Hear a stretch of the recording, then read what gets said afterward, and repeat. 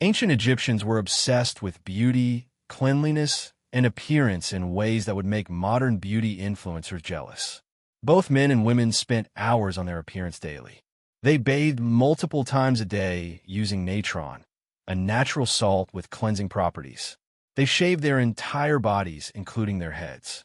They applied elaborate makeup, wore jewelry, perfumed their skin with exotic oils, and dressed in fine linen so sheer it was nearly transparent. But this wasn't vanity in the modern sense. For ancient Egyptians, beauty and cleanliness were deeply connected to religion, health, and social status.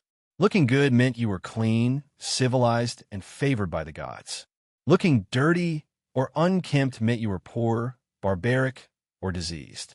The most iconic element of Egyptian beauty was eye makeup. Everyone wore it. Men, women, children, pharaohs, priests, workers, even babies.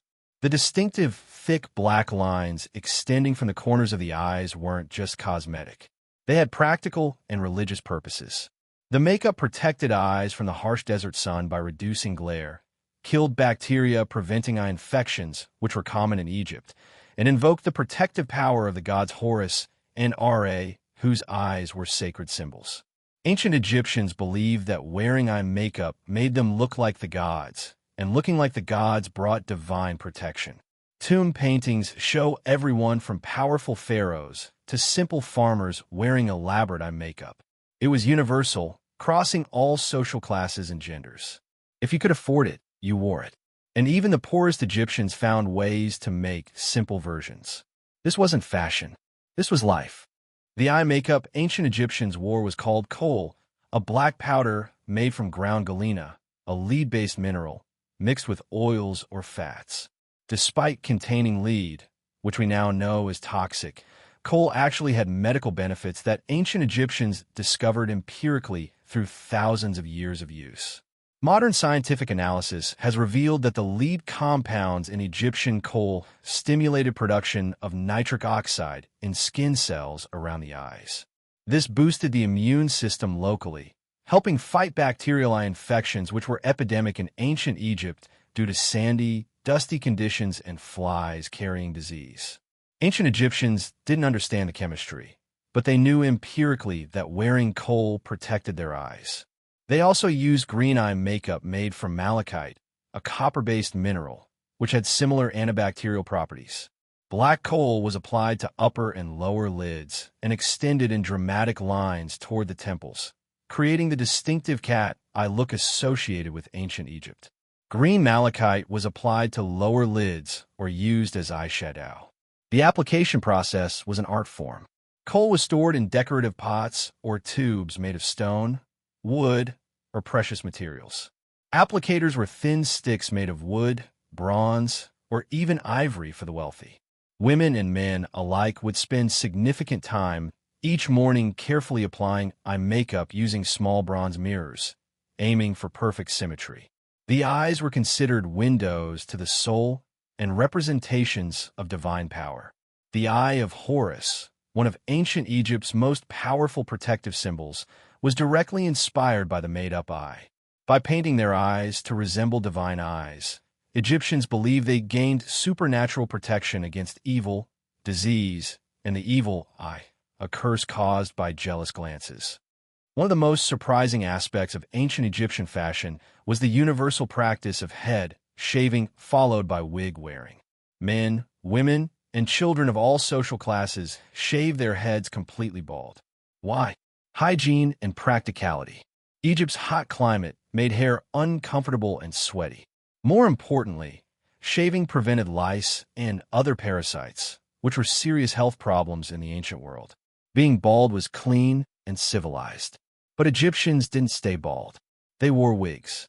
Elaborate, expensive, meticulously styled wigs made from human hair, sheep's wool, or plant fibers. Wigs served multiple purposes. They protected bald heads from the brutal sun. They allowed for elaborate hairstyles without the difficulty of styling actual hair, and most importantly, they displayed social status. The size, complexity, and quality of your wig announced your place in society. Common people wore simple short wigs made of cheaper materials. Middle-class Egyptians wore medium-length wigs with basic styling.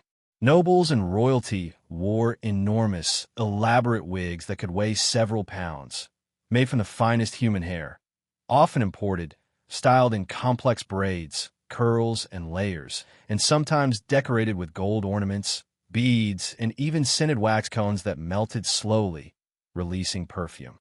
The biggest, most elaborate wigs were reserved for pharaohs, queens, and the highest priests. Tomb paintings show the evolution of wig styles across dynasties. During the Old Kingdom, wigs were relatively simple. By the New Kingdom, they had become architectural marvels, tower-like structures of braided and curled hair that took hours to create and maintain. Wig makers were skilled professionals. Wealthy families employed personal wig makers. Temples and palaces had entire workshops dedicated to wig production. Finding the right wig was serious business because your wig was your crown, your statement, your identity. Ancient Egyptian clothing was deceptively simple but incredibly sophisticated. The primary fabric was linen, made from flax plants that grew abundantly along the Nile. Egyptian linen was world famous for its quality. The finest linen, called royal linen, was woven so thinly and finely that it was nearly transparent. Tomb paintings and statues often show this by depicting the body's contours visible through the clothing. Both men and women wore linen garments. Those styles differ by period and social class. During the Old and Middle Kingdoms, men typically wore simple linen kilts or skirts wrapped around the waist, while women wore straight linen dresses with shoulder straps. By the New Kingdom, fashion became more elaborate. Men wore pleated kilts with elaborate folds, sometimes layered tunics.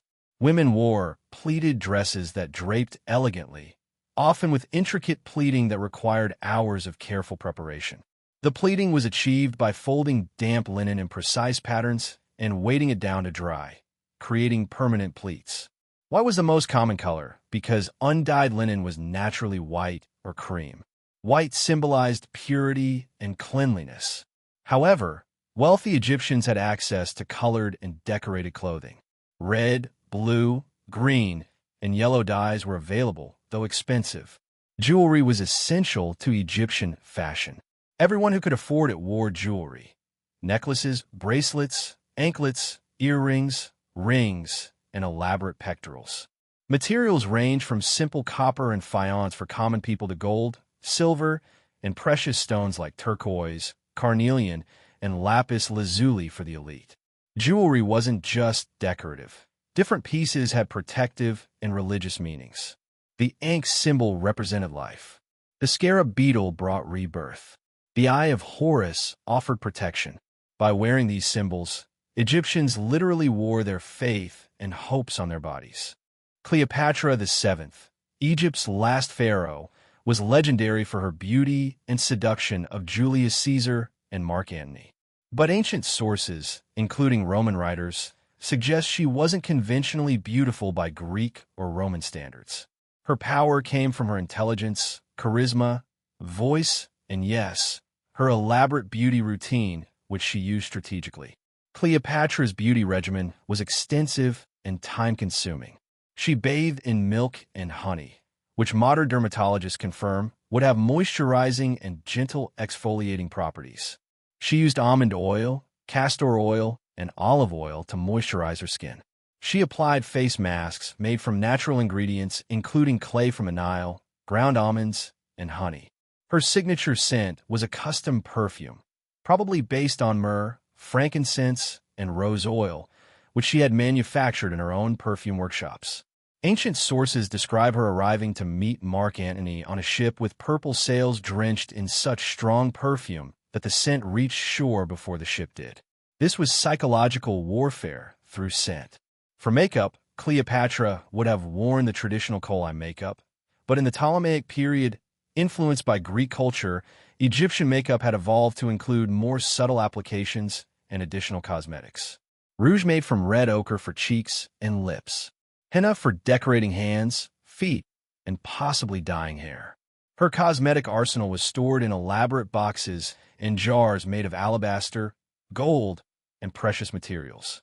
Cleopatra understood that beauty was power, and she used every tool available, cosmetics, perfumes, fashion, and presentation, to create an image of divine feminine authority. She wasn't just wearing makeup. She was crafting a persona, a brand, a legend that survives 20 centuries later.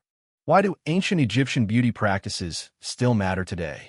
Because many of the cosmetic principles they discovered through trial and error over 3,000 years are still valid. Modern makeup artists still use the cat eye look inspired by ancient Egyptian Kohl application. Cosmetic companies have analyzed ancient Egyptian formulas and found that ingredients like honey, milk, oils, and natural minerals genuinely benefit skin. The antibacterial properties of lead-based Kohl that protected ancient eyes have been scientifically confirmed, though we now use safer alternatives. Ancient Egypt was also remarkably gender-neutral in beauty practices. Men wearing makeup, jewelry, and caring about appearance wasn't considered feminine. It was considered civilized. This challenges modern Western assumptions about gendered beauty practices.